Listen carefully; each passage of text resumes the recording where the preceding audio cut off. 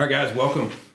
Sorry, it took me extra a little minute there. I'm Steve Richards with the CEO Nation. Glad to have you guys on our weekly 3:30 Eastern training, and I'll be covering any open coaching Q&A calls, questions later today as well. We're live on Facebook. Welcome, Facebook. Good to have you guys connected. If you guys are on live and you didn't know this, all the Zooms here are streamed over to the Facebook group. You can catch the replays there. If you're on the Facebook watching this later, you could have logged in live. There's a link somewhere in the Facebook group to get registered for these. But today we're going to talk about a topic. It's been kind of funny that 2 or 3 different people just in the last week have brought this up. People are always, this is a question that happens a lot. It came up in a mastermind I was at a few weeks ago. And last week in particular, it seemed to be a hot subject in multiple coaching calls. And with other folks, it came up a few different times. So we're going to talk about managing 2 different businesses or multiple businesses and knowing when to start that second business, or how to deal with bouncing between businesses. And we're going to cover a few different things. This is probably a topic I'm guessing we could spend a whole 2-day event on, 3-day event probably. Cover 8 hours a day for 3 days and probably not cover everything you need to cover. But it is something that happens a lot because as entrepreneurs, most of us always see the grass is greener on the other side of the fence. And we're very, very visionary type folks, and we see opportunities that we want to take advantage of. We also tend to get bored with current opportunities that we have. And when we see the grass being greener on the other side of the fence, the reality is what we see is somebody else's grass that's pretty green because they've watered it. And so what we always say is the grass is greener where you water it for you. And so we're going to talk a little bit about that today, but it is very common for folks to want or to have multiple businesses. In fact, we encourage you guys to not isolate yourself into just one business. Now, I'm not saying you should run ragged and get spread too thin. But what I don't want you guys to do is identify with just one business as if this business is me, I am this business, and there's no separation. You need to see your business as an asset that works for you. And then once you do and you start treating it differently, then it's a lot easier to open up the idea and to actually take action on having multiple businesses. So we're going to cover that today. A little bit of housekeeping. I'm going to check and see here. I don't think the link went out yet. I'm going to send you guys a link. We get a lot of questions about this stuff. Give me 1 second. I just put a link in the chat to everybody.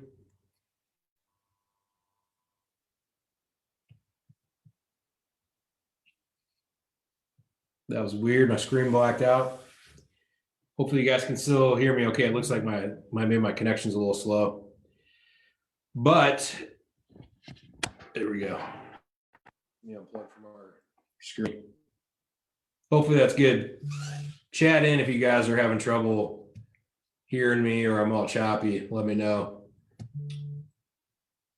The link that I just put out has connections for everything you guys may need for our podcast, the KPI guide, any of the trainings. If you want to set up a strategy call to talk about helping hire coaching, any of that kind of stuff, just want to send that link out. We get a lot of questions on where to go. And there's actually 2, 3, 4, 5 different places.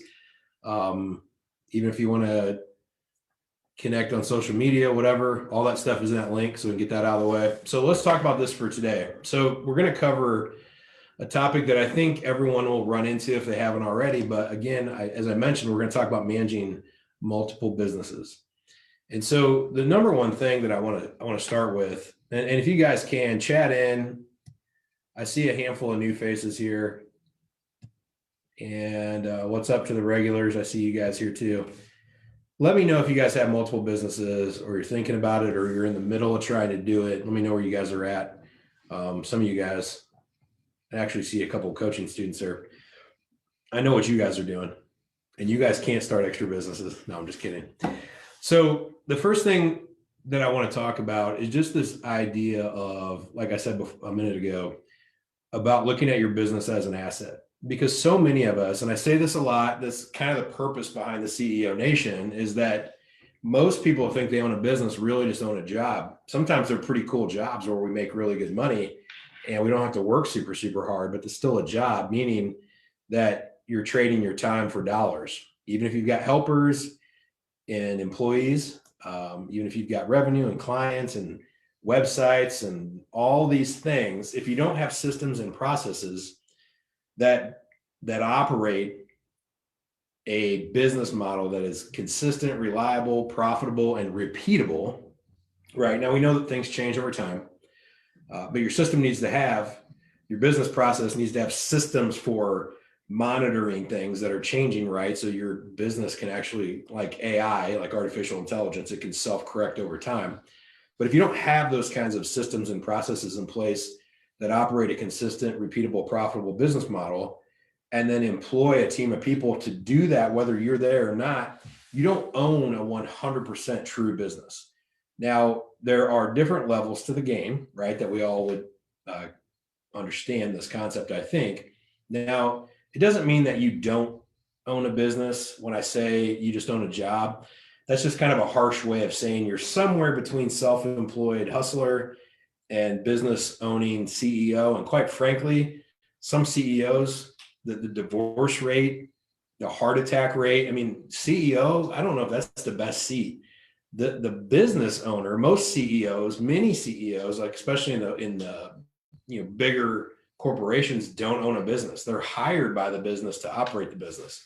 So quite frankly, if you can become the business owner, that's when you can truly pull yourself out. One of the hardest parts about being a CEO or a true leader in your business is that you go from when it's in the beginning and you're doing a lot of work, which tires you out physically, but you can become emotionally and mentally drained later as a leader, because now you're in charge of everything getting done, but you're not doing any of it anymore. At least when you were the one doing it, I'm sure some of you guys would raise your hand and be like, yep, here, I feel that way. Like if I'm going to do it right, or nobody can do it as good as me, or if I'm going to do it right, I got to do it myself.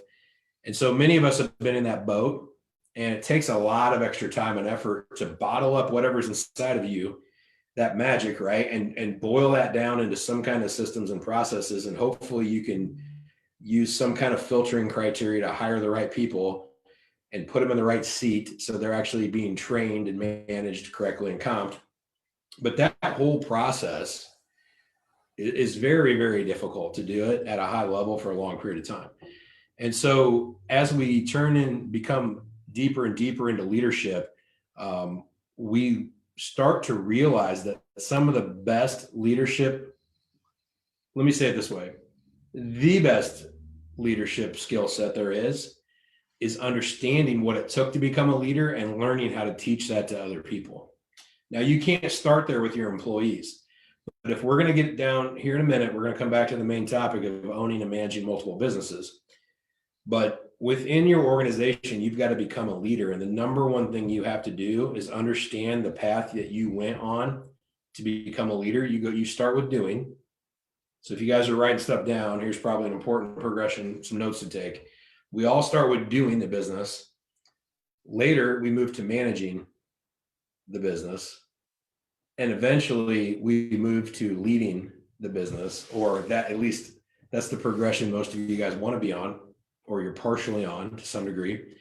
And there's all these different aspects at a high level. There's lead gen, marketing, there's sales and conversion, and then there's fulfillment for products and services. And so in those three areas, there's multiple subcategories. And so we've got to do this where we go from doing to managing to leading within each one of these areas of the business. And so that might be taking marketing and splitting it off into who does the marketing versus who's designing what marketing you're going to do, right? Those are strategic and tactical, very, very different things. At first, you may peel off the real tactical stuff, but you have to stay strategic. So these are the multiple layers that I'm talking about. Within each one of these departments, there's several subcategories. And with each subcategory, there's tactical, there's strategic, there's managerial. And so we slice this thing up all these different ways, and I've got to start replacing myself in each one of these, 100,000 areas of the business. And I've got to do it first, right? Is the easiest progression. It's not always the fastest. And then I've got to learn how to manage somebody else to do it. And then we have to innovate, learn, and grow. And then we learn how to lead the people that are managing the people that are doing. And sometimes people are wearing multiple hats, right? And whatever progression we went to, if we can study that along the way about what we had to learn to go from do, manage, lead, we've got to bottle that up, capture it, and we've got to learn how to pull people through that same progression. And so here's why this is so important. When we talk about business, you guys have heard me say this probably 100 times if you jump on these often. I see a lot of regulars today. That in business, a lot of times we're investing in ourselves first, and we're investing in our business second, and we're investing in ourselves first, which is understanding the model, learning some way to hustle and make money. Number two, we're learning how to invest in marketing. This is important because we control deal flow, lead flow, sales flow. Because once we understand the business well enough that we can turn the faucet on and off, now we have to learn that. And some of the stuff overlaps, like we don't have the business 100% figured out. We start some marketing, right? And we don't have everything in marketing figured out, but we hire an administrative assistant. And then we learn a little bit better, and then we hire one salesperson, right? And now that helps us understand the business a little better, but we're forced to understand marketing a little better because now we've got another human being in our business who's living off of what we're producing for them, right? As a salesperson. And now we're learning something because we hired an admin and we hired a salesperson. We're getting a little bit better, but we invest in people a little more effectively. And so the three biggest areas we're going to invest in our business is in ourselves, in our marketing, and in our people. And there's different levels of that as well. And so it's very nuanced of learning each one of these and when to invest in what. Sometimes we spend money on marketing. We get a huge response that we're not ready for. We don't have the people because we haven't invested in the people, and or we don't understand our business model. So we get ourselves into some deals. Like we're wholesaling if we're in real estate, and a lot of you guys, many of you guys are. And then we're like, I'll do a subject to, and I'll buy this one on terms, and then I'll do a flip and a wholesale, and then I'm going to take on a listing and convert that to my friend over here, and they're going to pay me a referral fee. And all of a sudden, I'm learning some stuff about my business. If all I did was do some wholesale real estate, but now I got to flip a wholesale listing, all of a sudden I'm back investing in myself. And the dollars that are being spent to invest in myself could be lost money, either the deals you're messing with by losing money by not handling them correctly, or the lost money because we're not putting our time into what we know, we're putting it into these other pieces, right? And so that's an important concept for you to understand. And so that's what I mean by investing in the business, right? And then we invest in marketing and we invest in people. And so as we go through that progression and the different layers of it, and we're hiring people into our business and growing, we're starting to teach them what we had to go through to do, to manage, and to lead. And so I wanted to lead with all of that here in the beginning, guys, because that is the foundation to starting the second business or the third business or managing the couple of businesses or 10 businesses you already have, is understanding those processes. I don't care what niche you're in, niche.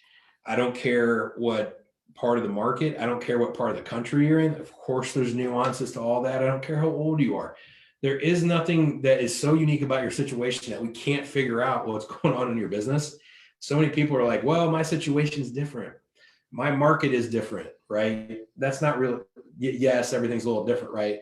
But there's some commonalities. There's marketing, sales, fulfillment. There's tactical and strategic work to do in each one of those three categories. And then someone's got to do it, manage it, lead it. Sometimes in the beginning, you're doing all three, both sides of all three things, right? And then you're managing and you're doing every level of it. But over time, as we learn that stuff, which has nothing to do with real estate or an Amazon store or day trading or whatever you do, you're a realtor or we've got one computer guy on here that does hardware. Let's see. A clothing person, apparel, I guess. Sorry, I said the wrong thing. Professional business coach. right? All of you guys. So when you guys look at your business, those things I talked about have nothing to do with what business you're actually in, and has everything to do with building a foundation of a real business.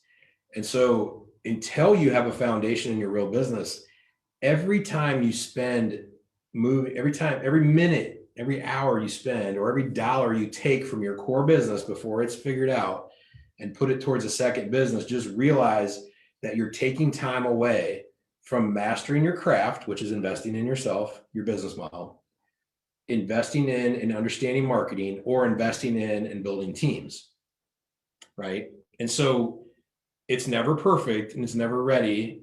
So if some of you guys, many of you guys are older, married, most of you guys have kids. Well, I'm not, yeah, sorry. I guess maybe half you guys. But when I look at my life and I think about when did I decide to get married? When did I decide to have a kid? When are all the right times to do it? We don't really know, right? The right time to do that kind of stuff.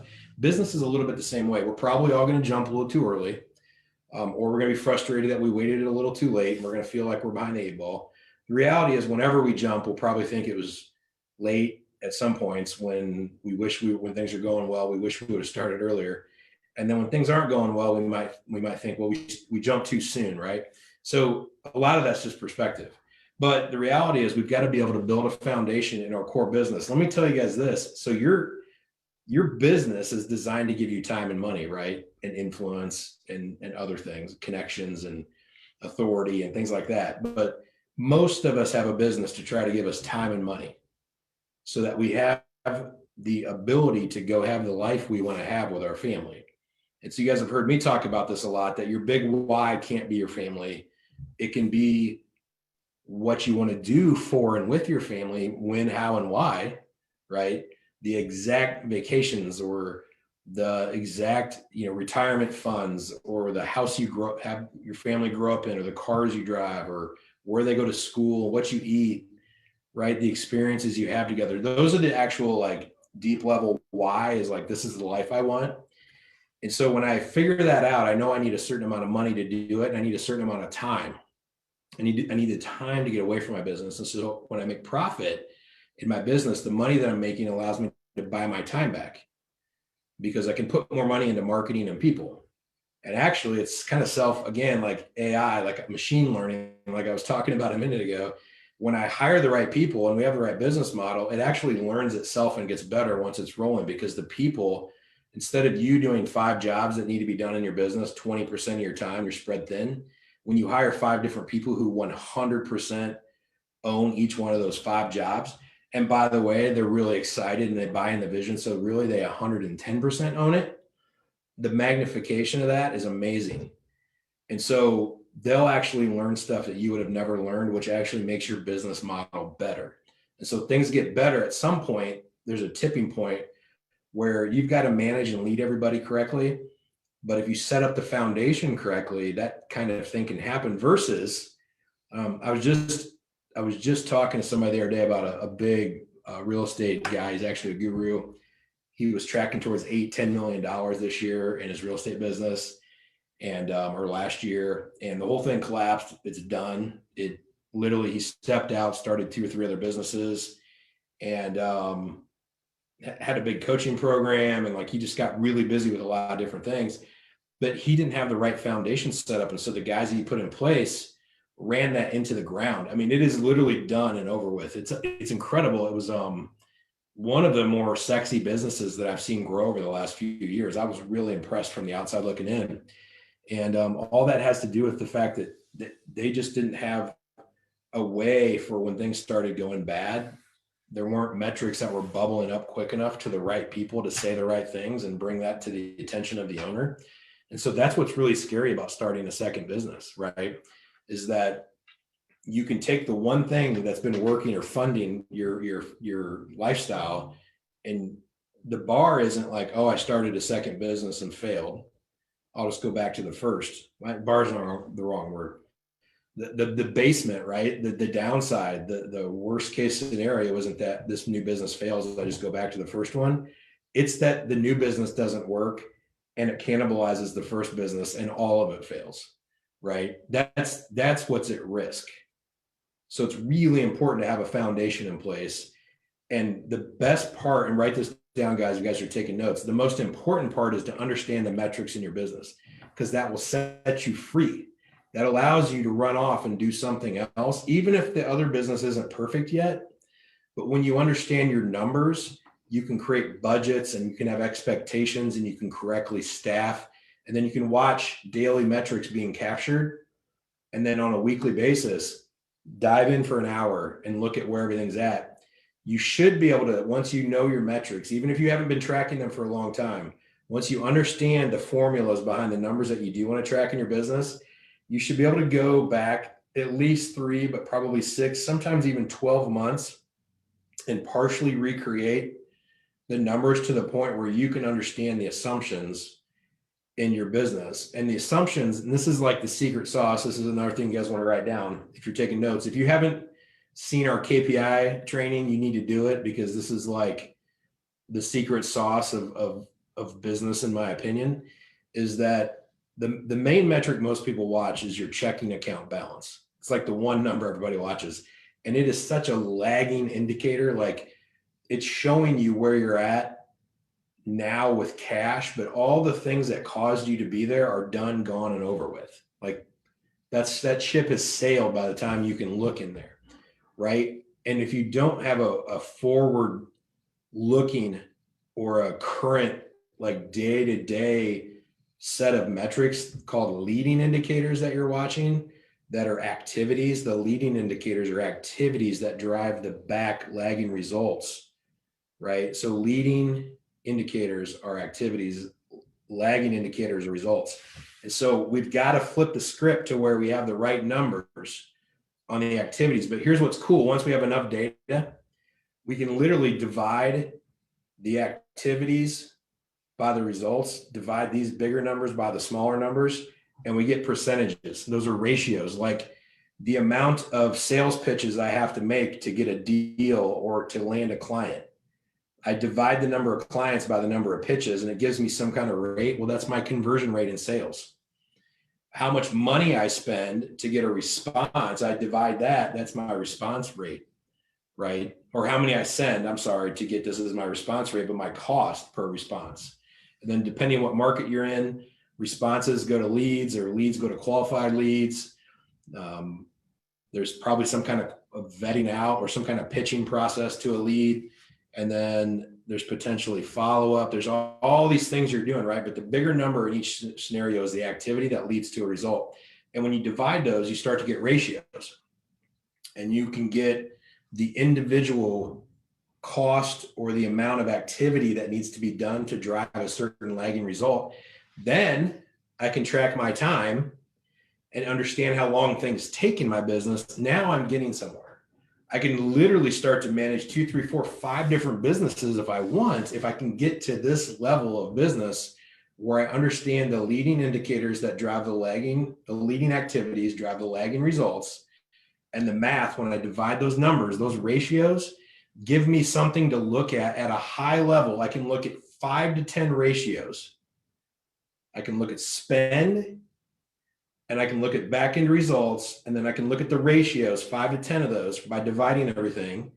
And I can see that on a weekly basis, and I can look at it against where I thought I would be, and I know which way things are headed.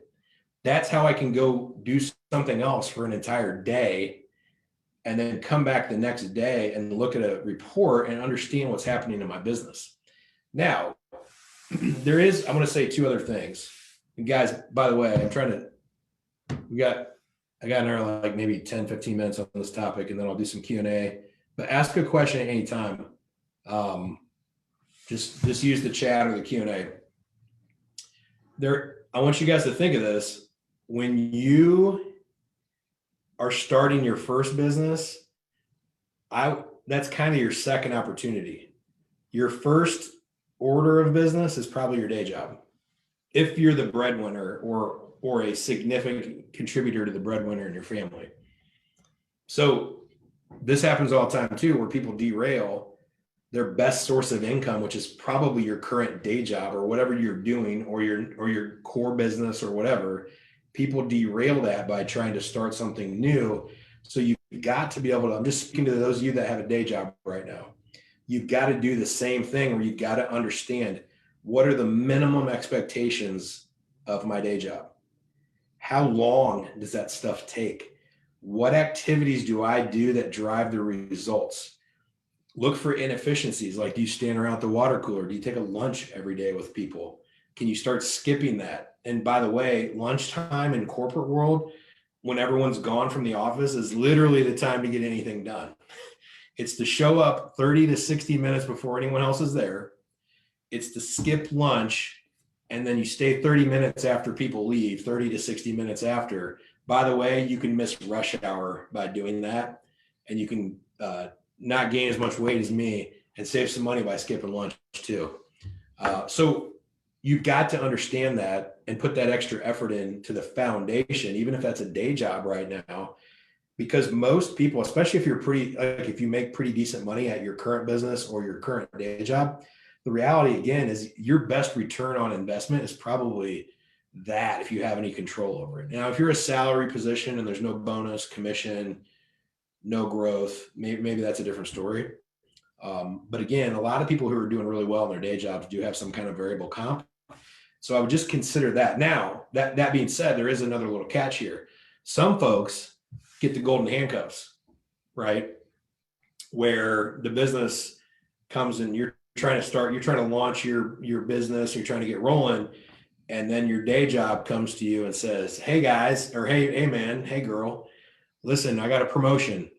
We're going to put you in this other department. You're going to get a 15% raise, and you're going to get some stock options, and all this stuff sounds cool. But the reality is, remember, you've been studying your job to get to the point where you understand the leading activities that drive the lagging results. And now you might take a promotion that will literally put you into a situation where you don't understand all the core metrics again. Like, that's a rough decision. Now, I also understand that maybe if you don't take that promotion, it's like getting fired, because now they've got all these questions. Why don't you want the promotion? Why, what's going on? But I just want to speak to that because I think it's something a lot of you guys go through. And either way we set it up, when you have one thing that's your core and you're trying to set up the new thing, you've got to keep in perspective how much working on that core thing can help get the new thing running, for two reasons. One, the more solid your core income is, the safer you'll be in spending time and effort and potentially money in to get the second thing up and running. Also, the very thing you need to learn to probably master this one core thing are the concepts outside of the industry you're in.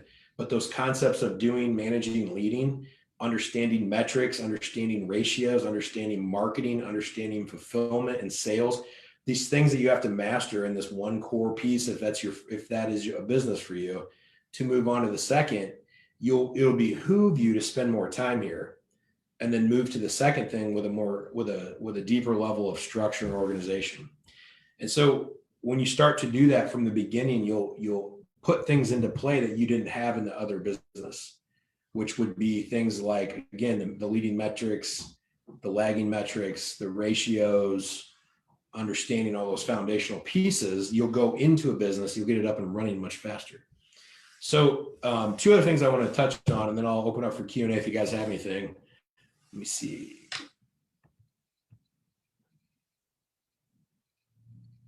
Looks like Cree asked, what's your first business? I'll swing back to that in a second.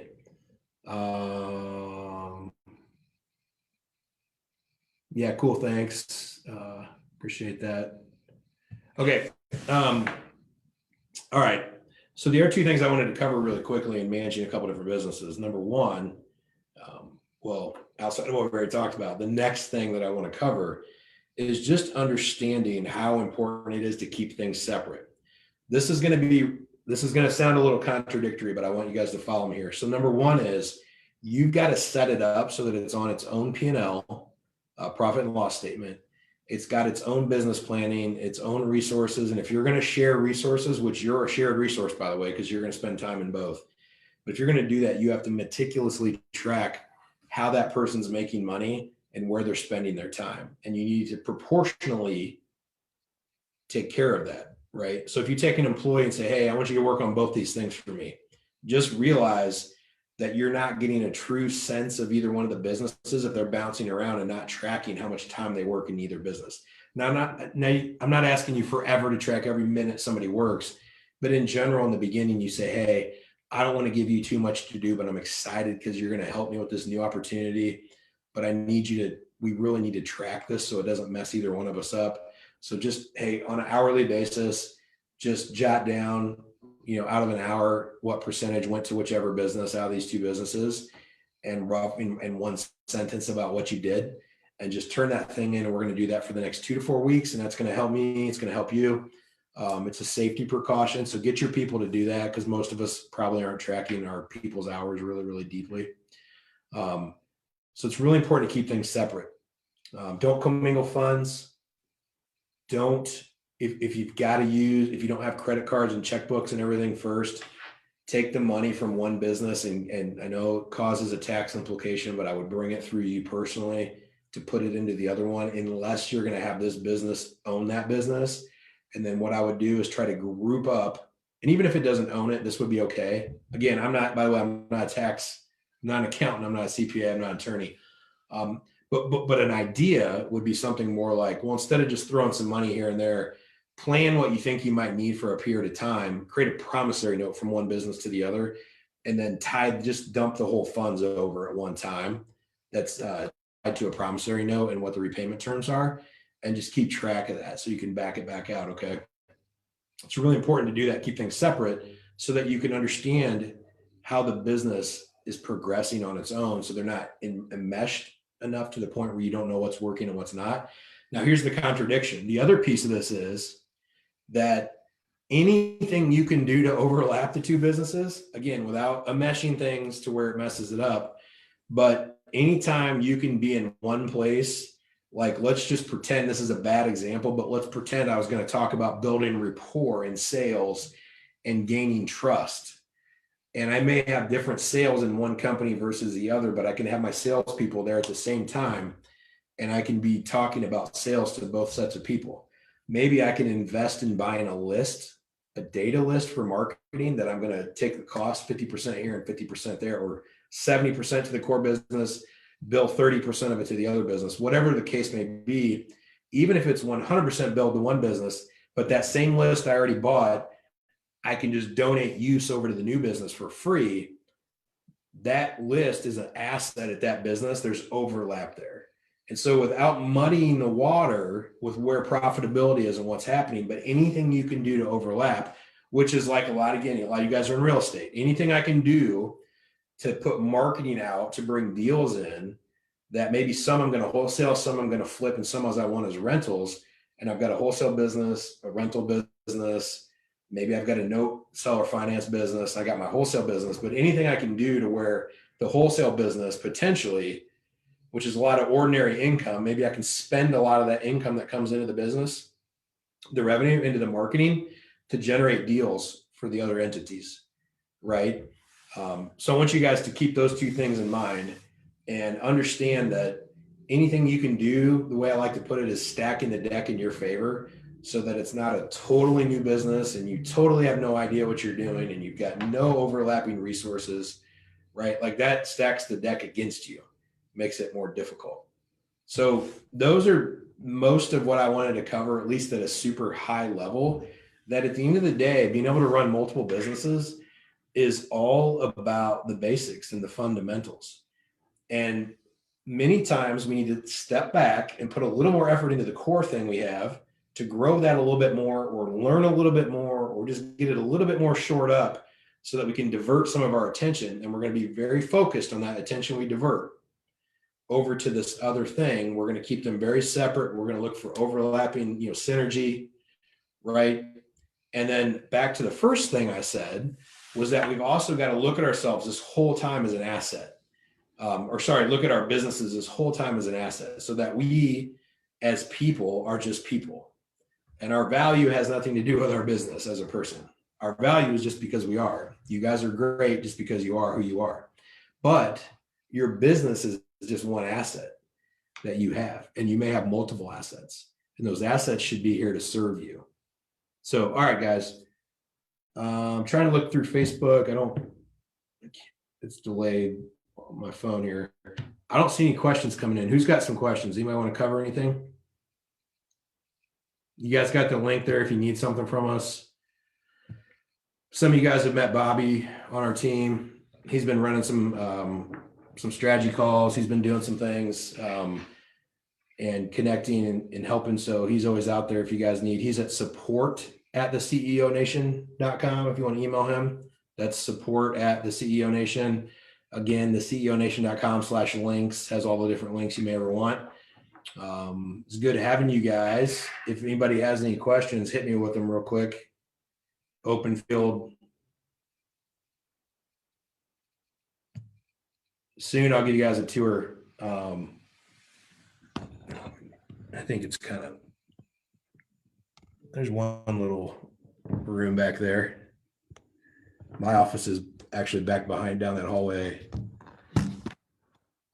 over there, but we're still getting settled in here, getting our AV done. We got a third floor bullpen for sales.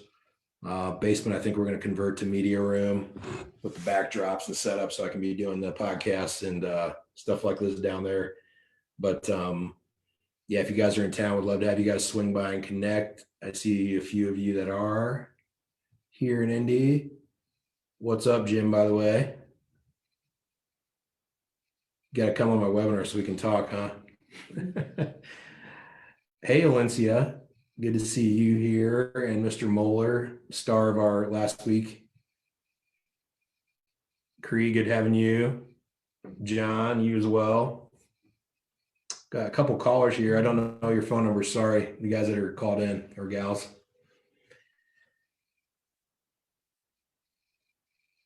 Great weekly. Oh, congrats on the new office. Thanks, Jim. Hey, for those of you guys that I don't know, there's 3 or 4 of you guys. Make sure that you guys check out our social media links are on the ceonation.com/links site. Get connected so you can get over to the Facebook if you're not already on the Facebook group. And then all the replays. I don't know. We've been doing this for months. They're all back there on the replay. So, all right, cool. Does anybody have any questions? Looks like I'm seeing none. Oh, Mr. Moeller, looks like you raised your hand. Hold on.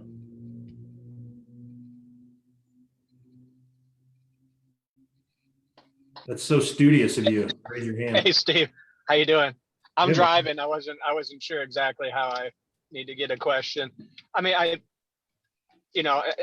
you talked a lot about KPIs, so that's very relevant for me where I'm at in my business, not just on the acquisition side, but on the on dispositions and even on rehab. So I'm implementing everything on the acquisition side. I did have a quick question about follow-up. Okay. I mean, everybody says that 75, 80% or 93 or 61% of their deals come from follow-up. It makes sense, but I'm curious, what exactly does follow-up, like an automated follow-up, look like? Okay. Yeah. It's like they get hit every month, every week, like they get hit every week for 3 months and then once a month, then quarterly, or, I'm just kind of curious what other people are doing. Yep. So great question. Follow-up works. Yeah, great question. And I'll try to make it a little bit broader for anybody that's outside of real estate too. Maybe I can give a little bit more perspective. We're getting about 1 deal out of every 50 leads, which I think that's quite a bit below. I think most, people are getting about 1 deal out of 20 leads, if I'm not mistaken.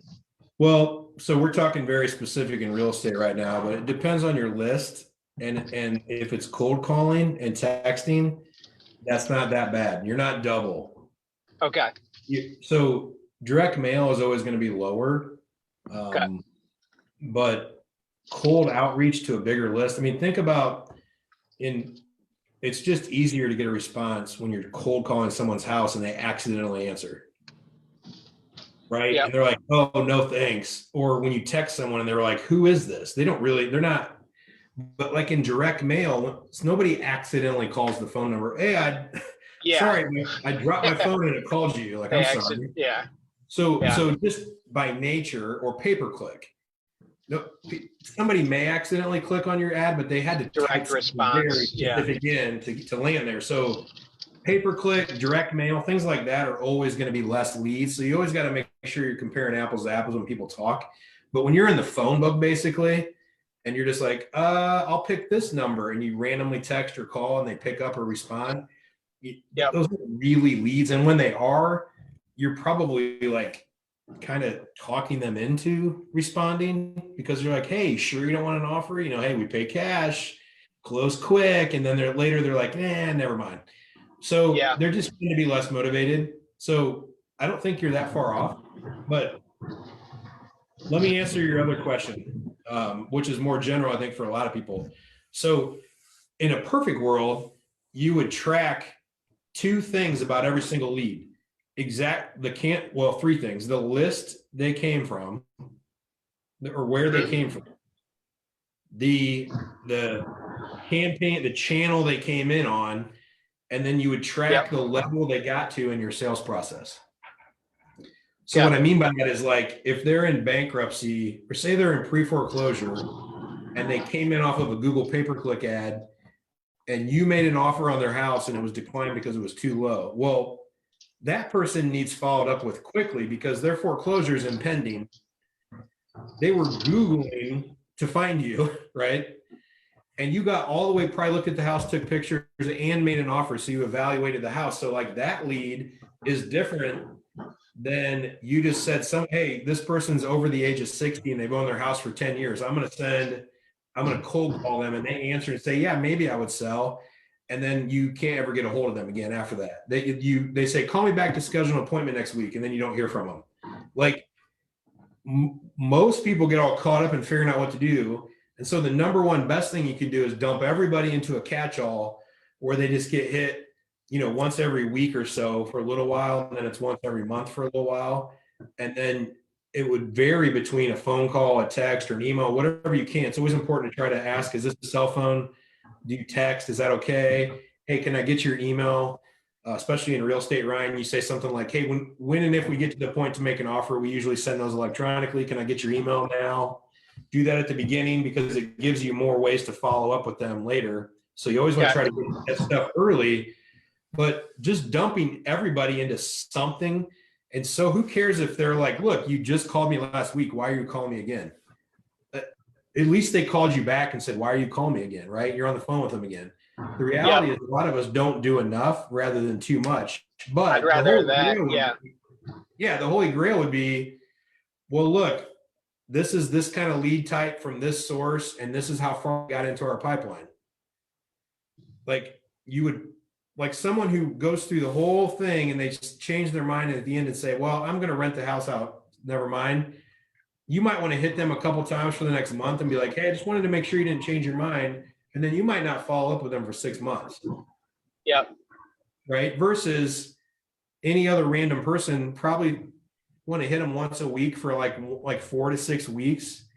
And then you may want to have a trigger point that the next activity at 6 weeks, 45 days, is someone calls them.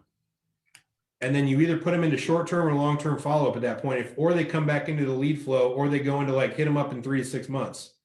Those are just nuances. Gotcha. You're just going to have to try, but there is no magic.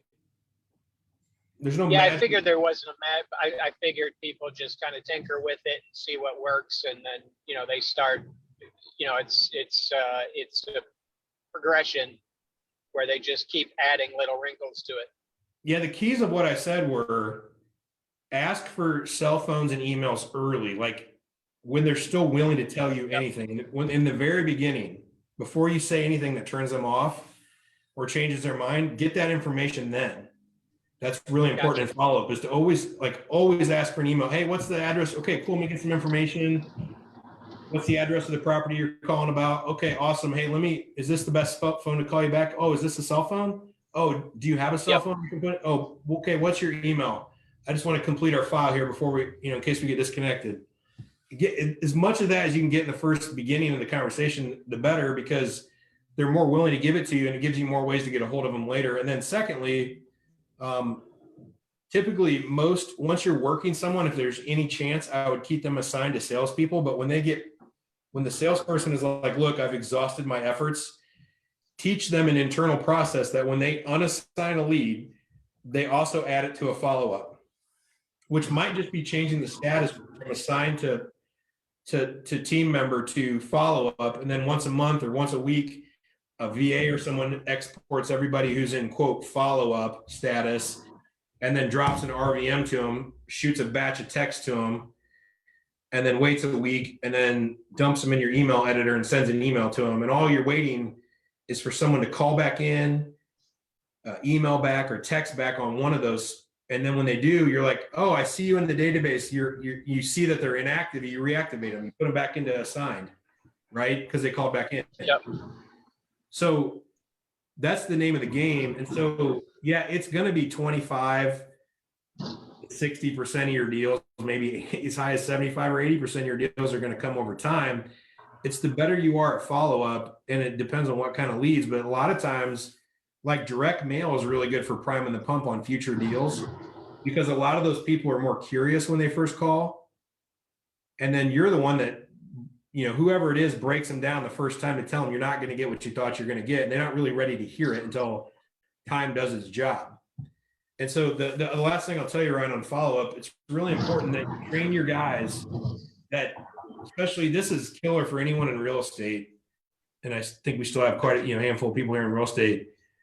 Anyone who's in your system that you made an offer to more than like 45 days ago in this hot market, all you have to do is call them back and say, hey, I'm calling from, Ryan Muller's office. I wanted to see if you still own the house at whatever, 123 Main Street. It is the easiest call ever.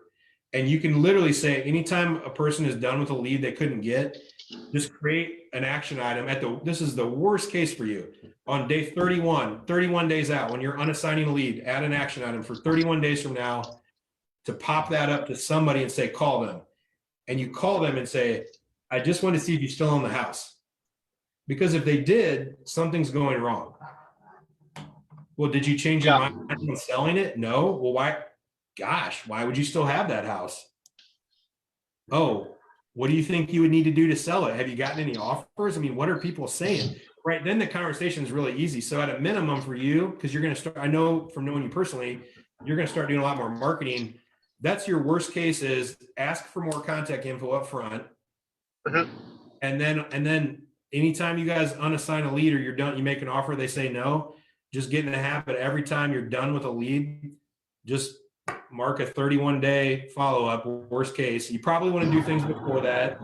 You probably want to do more than this, but the worst case is somebody is going to call in day 31, 31 days, that reminder is going to pop up on somebody's computer and say, hey, call this person, ask them if they still own the house.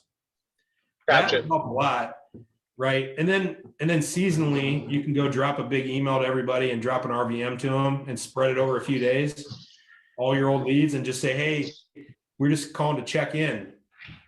We're in the midst of doing one right now where we're flowing through a lot of leads from last year because Corona was so weird. But in our real estate business, where it's something like, hey, we want to let you guys know we updated our buying criteria and we wanted to revisit things. You still just want to see if you still own the house, give us a call. So hopefully that gives you some ideas.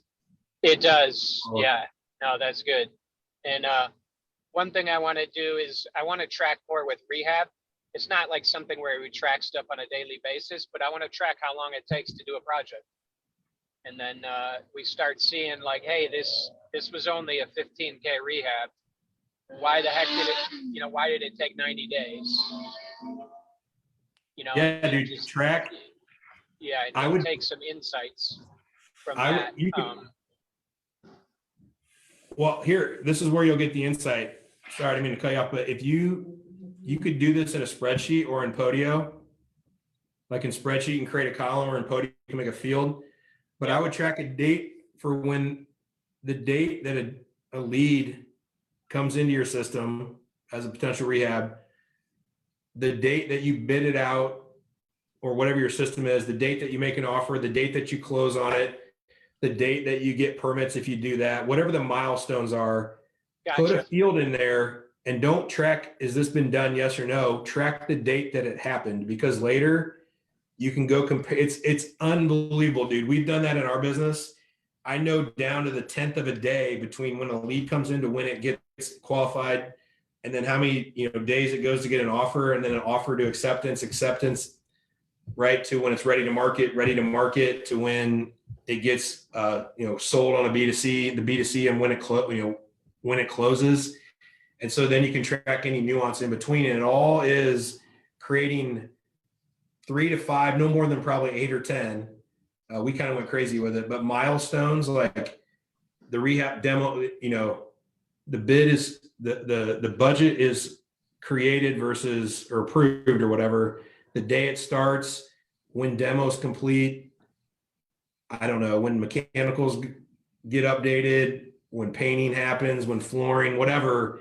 I don't know that I would get that detailed, but you know what I'm saying, right? Create those, and then it's like final walkthrough, and then date closed, and then date listed, and then date sold or Yep. pended when you pend it, and then when you sell it, close on it.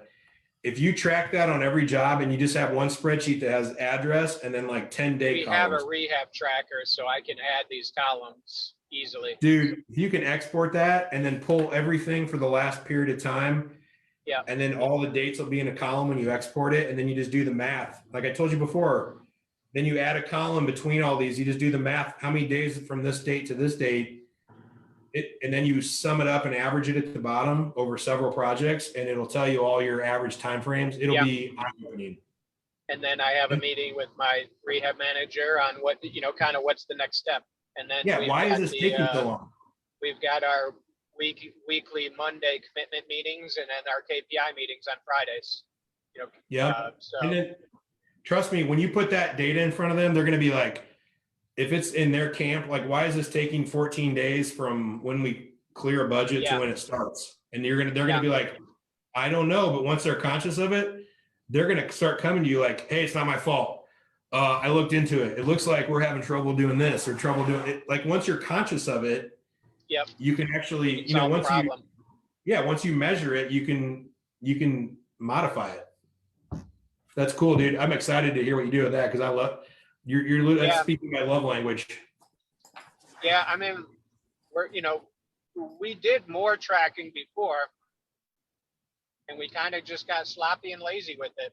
And well, I had to let my operations guy go, and my assistant resigned too. So we kind of took on, we all took on more work. So the KPIs is what we should have focused on, and we kind of got sloppy with it. So I just realized that the dates really aren't KPI. I mean, they kind of are, but the dates are just tracking, just picking milestones in your process. And this can be any business, guys, for your other guys that are listening. Even if you have an Amazon store, like the day that a lead first comes in and hits your site, and when they make an order, and the day the order ships, and the day that it's delivered. I mean, these are all just dates. Like, just create milestones. Like, Jim, I see you in here. Like, when you identify a potential client for the short-term rental business, and if you visit their property, and when you make a quote, and then when you close on it, like, those are just milestones you would track. So, all right, cool, man. I'm getting close to the end of my time here, Ryan. You got anything else while you're on? That was great. I could talk to you for another hour, if you want, so or 4 hours. But I appreciate it. Man. Good seeing you. Good having you on. Yep, sounds good. I'll be on. I'm gonna try and get on every week. Cool, man. Love it, dude. Love it. Thanks. Thanks, man. Peace. All right, guys. Cool. So we're at an hour. I'm gonna try to keep these to an hour or less. But appreciate you, Ryan, for being on. It's good seeing everybody. Jalen, what's up, brother? Jalen Alston, good to see you. All right, you guys got the link if you need to connect with us. You guys know you can hit Bobby up at support@theCEONation.com. And I'll be back next Monday. And I don't know what the topic is yet. I'll check, but I know we'll email you guys and let us know how we can help. Good talking to you and see you guys soon.